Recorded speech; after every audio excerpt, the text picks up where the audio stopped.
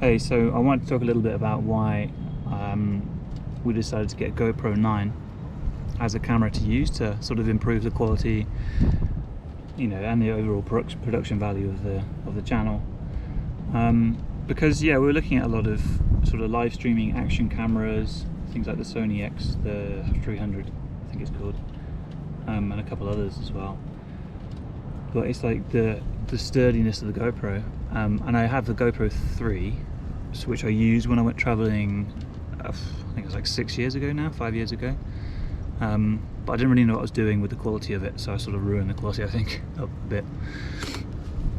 But it's just very versatile camera, the GoPro, and sort of in situations like yesterday, where we originally planned to go for a walk, a hike. Oh, it's a bit cold. And then we ended up in a water park. This just GoPro is like sort of perfect for that situation. I have to get my shoulders under now, so I get used to it. Nice. Yeah, it sort of worked out perfectly because obviously water park is going to be a lot of water there, so you can't really have like a DSLR or something. It's going to get damaged. So yeah, I was comparing actually maybe using an iPhone 12. I was potentially going to get iPhone 12 or 11 and then compare that with having an action camera, just to see versatility, convenience, ease of editing, all these sort of things. Obviously quality and audio quality is like a very big one, because a lot of my videos have very quiet audio and people have mentioned that. But I definitely feel the quality of the audio on the GoPro 9 is really good. I'm actually now using the auto wind selection, the auto wind feature, and of course it's a little bit windy on the roof, right? So it'd be interesting to see how this audio comes out. Whereas yesterday when we were at the water park, I actually used it off, and I noticed there was a little bit of, even though it wasn't even a wind problem, there was a problem with the audio from behind sounding quite tinny. It sounded like I was inside a cupboard or something talking. So it'd be interesting to see if the wind correction feature actually improves the audio or not. So the audio, that was obviously one big one. Video quality, obviously now with the GoPro 9 you can do 5K, which I haven't done yet because I don't know how that actually works with YouTube, if you're able to actually watch it on phones and laptops, because you need a certain feature to watch it. I can't remember the formatting that you need, but if you don't have that, it's just going to compress it to 4K, I think. So I just record everything in 4K, plus it's like smaller. And I guess the other reason for using a GoPro was, it's just very compact, very easy to carry around, and you don't worry about it too much because they're quite sturdy. The GoPro 9, the GoPro 3 that I used didn't have the underwater feature that this has. You can get it straight out of the box, and it's waterproof to 10 meters, I think. So I could put it underwater now, but I don't want to. I don't trust it. But the GoPro 3 didn't have that. You have to have like a box, which I bought. So that's really cool. Perfect for situations like yesterday.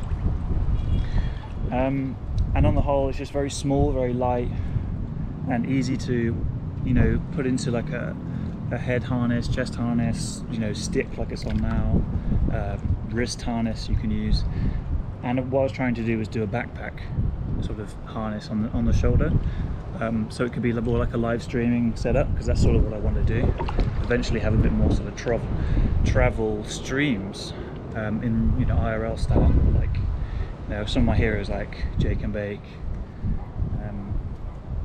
and it's just like cool, like Harold Balder as well, another one of my heroes, and his YouTube videos are very live stream feeling. So I think I really like that format of things. I don't want it to be too over edited and stuff like that. So I just feel like, the GoPro 9 is a really good choice for that. A lot of people use Sony and a few other action cameras. The DJI Cosmo Pocket 2, Osmo, something like that. I was looking at that too. It's sort of a cheaper alternative to GoPro, as is the Insta360. But both of those had some issues that I didn't really like in terms of audio quality, and there were some other issues like the stability as well. Sorry, that's another big thing. The stability on the GoPro is incredible. I can turn it like this and it pretty much stays completely straight and stable. And a lot of my old videos have a lot of wobbling around and stuff, which people commented on. So there's just a host of features and things I really like about GoPro, and that's why we decided to do it. And it's just easy to pick up. You've got now a quick capture, which I think has been on the last few versions of the GoPro, where you can just press the record button when the phone's actually off, and it turns on and records, and then you press the record button again and it stops and turns the whole thing off. So that's really good for preserving battery, and I use that feature pretty heavily. In fact, exclusively I use that feature, and it enables you to have much more battery. What's your thoughts on the GoPro 9? Yeah, it's nice, convenient, high quality. Yeah. It was actually more Mai's idea to get it.